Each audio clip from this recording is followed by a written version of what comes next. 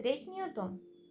Важен исход од судирот во лагуната бил што сега индијанците им станале најдобри пријатели на децата, особено тигрицата Лили, која Петар ја спасил од страшната судбина, така што немало нешто што таа и незините храбри јунаци не би го сториле за нив.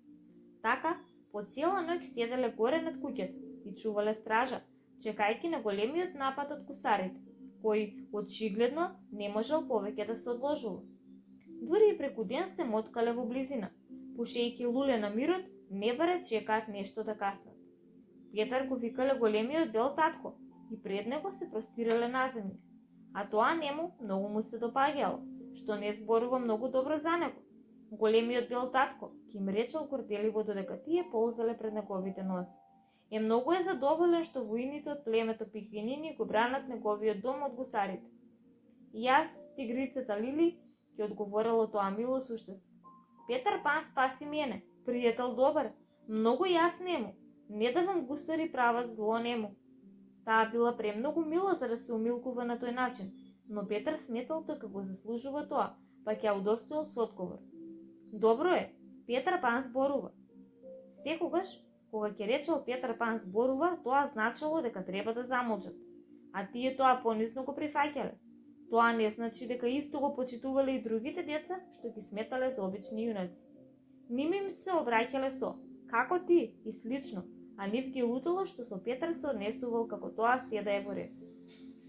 Потајно, Венди била на нивна страна, но била премногу лојална домаќинка за да слуша некакви поплаки против таткото. Тато знае најдобро, секогаш велела, независно од незиното приватно мислење. А незиното приватно мислење било дека индијанците не треба да ја викаат скво. А сега веќе стигнавме до ноќта. Подоцна, меѓу нив позната како ноќ над ноќите, поради евантурите и нивниот исход. Денот не баре тивко собрал сила, бил речиси без настани. Индијанците била горе, на стражарските места, седнати на своите кебиња, додека децата вечерале сите, освен Петар, кој излекол надвор да види колку е часот. А тоа на островот се правело вака. Ќе го најдете крокодилот, па ќе седнете до него се додека не чукне часовникот. Вечерта била божемна чај, па седеле околу масата алчно налевајќи се. А вечерта што ја правеле брборејќи и обвинувајќи се, како што велела Венди, била навистина заглушувачка. Да разјасниме, не и пречела вревата, едноставно не сакала кога грабаат работи од масата, а потоа се правдаа дека штрбавиот ги турнал по лакотот. Постоело утврдено правило дека за време на вечерата не смеат да одвраќаат удари, туку да известат Венди за капката така што ќе ја кренат десната рака и ќе речат: "Се жалам на тоа и тоа", но обично се случувало да забораат да го речат тоа или пак тоа го правеле премногу често. "Тишина", извикала Венди кога по 20-тиот пат им рекла да не зборуваат сите во еден глас. "Свирко, миличок, дали е твојата тиквичка празна?" "Не сосема, мамо", одговорил Свирко погледнувајќи во замисленото лонче. "Уште не почнал ни да го пијам млекото?" се замешал Веселко.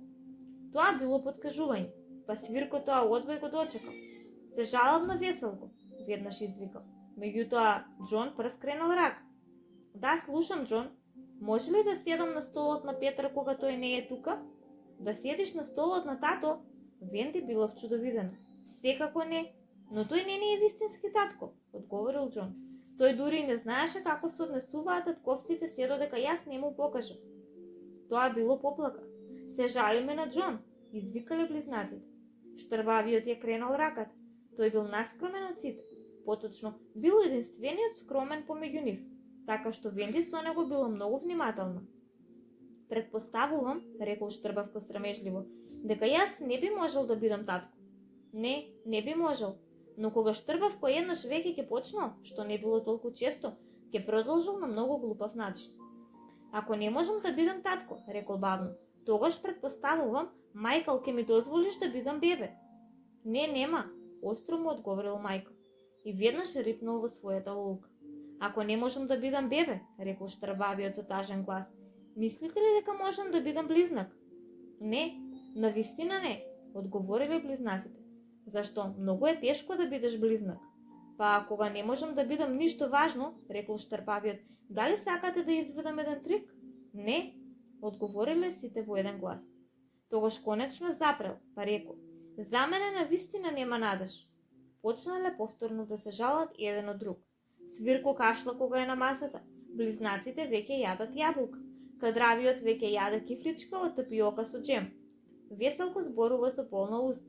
Се жалам на близнаците, се жалам на Кадравко, се жалам на Веселко. О, драги мои, извикала Венди. Навистина некогаш помислувам дека од децата имам повеќе мака отколку корис. Им рекла да си одат и почнала со рачната работа.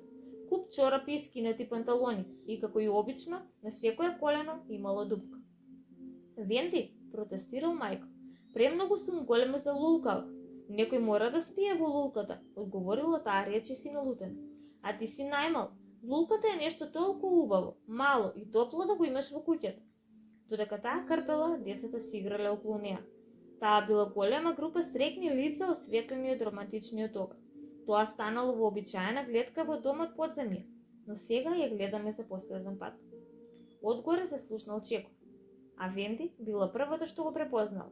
Деца, го слушам чекорот на таткови, а тој сака кога го пречекувате на вратата. Горе индијанците длабоко му се поклонувале на Петар. Добро, внимавајте јунаци, говорам јас. И тогаш, како и толку пати пред тоа, разиграните деца го извлекле од стеблото. Како толку пати, но никогаш повторно. А тој на децата им донел ореви, а на Венди точно време. Петар, ти ги разгалуваш, знаеш, рекла Венди насмевнувајќи се. Ах, стара моја, рекол Петар и ја обесил пушката. И јас му реков дека на мајките се вели стара моја, му прошепотил Майкл на Кадравиот.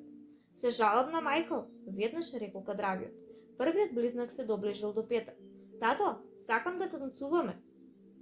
Само ти танцувај, мал мој јунак, рекол Петар кој бил многу добро расположен.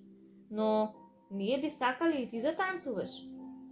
Петар бил навистина најдобриот танчар, но се преправил дека е изненаден. Јас? Да ми клопат од старите коски? И мама, зар, извикала Венди. Мајката на толку многу денца да танцува, но сабота вечере, напомнил Свирко.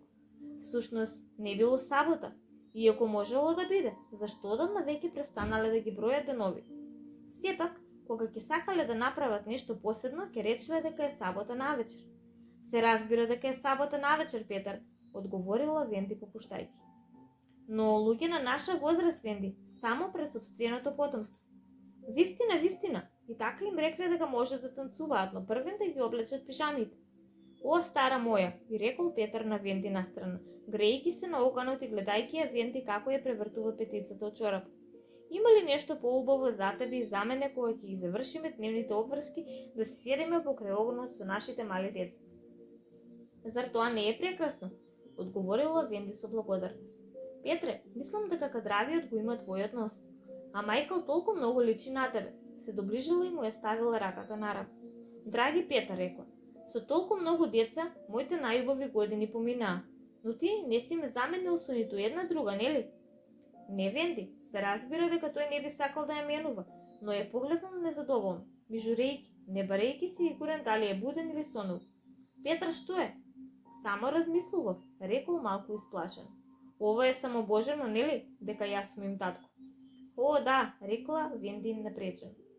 Гледаш? Продолжил тој како да се оправдува. Кога навистина би бил нивни татко, би изгледал многу стар. Но тие се наши, Петар, твој и мој. Но не вистински, Венди, прашал загрижено. Не, ако ти не го сакаш тоа, одговорила таа и сосема јасно го слушнала како воздивнува со леснувај. Петар, го прашала трудејќи се да звучи цврсто. Што навистина чувствуваш за мене? Се, Венди, се што чувствува приврзан син. Така и си мислев, рекла таа и се осамила во најдалечниот дел од собата. Толку си чудно, рекол тој збунето. А иста таква и тигрицата Лили. И таа би сакала да ми биде нешто, но вели дека таа не ми е мајка. Не, навистина секако не, одговорила Венди, нагласувајќи го тоа. Сега знаеме зошто и кон индијанците има такви предрасуди. Па тогаш што е тоа? Не и прилега на една дама да го зборува тоа? Па добро, одговорил Петар. Ако бесо. Може би Звончица ќе ми каже? О, да, таа ќе ти каже, одвратила Венди презриво. Таа напуштено мало суштество. На тоа Звончица која била во својот будар прислушнувала. Промрморила нешто навистина безобразно. Таа вели дека ужива во својата осаменост. толкувал Петар. Одеднаш добил идеја. Може би Звончица би сакала да ми биде мајка. Глупаво магаре, викнала Звончица бесно. А тоа го повторувала толку често што немало потреба да ѝ се преведува на Венди. За малку да се согласам со неа, избувнала Венди. Замислете а Венди да избувне. Била многу изнервирана и не знаела што ќе се случи таа ноќ. Да знаела, немало да избувне. Никој од нив не знаел, а може би и така е подобро. Незнаењето им донело уште еден среќен час. А бидејќи тоа бил нивниот последен час на островот, драго ни е што во него имало уште 6 убави минути. Пееле и танцувале по пижами. Тоа било толку убаво страшна песна и глумеле дека се плашат од сопствената сенка. Малку насетувајќи дека на нив ќе се спуштат пред сенките. Поисплашено ќе се повлечат. Колку грамогласно веселел и нивниот танц и како само се туркале еден со друг и надвор од креветот. Тоа било повеќе борба со перници отколку танц. А кога завршиле, перниците сакале уште една рунда, како пријатели кои знаат дека веќе никогаш нема да се сретнат. А какви се приказни раскажувале пред Венди да им ја раскаже приказната за лека ноќ.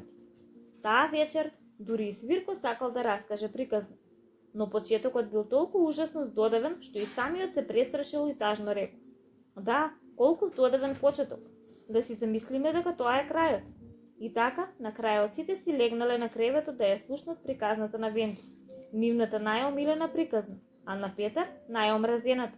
Кога таа ќе почнала да ја раскажува, обично Петар излегувал или со рацете ќе ги покриел ушите. А овој пат го направил тоа можеби сите ќе биле на островот. Но таа вечер тој останал на своето столче и ќе видиме што се случило.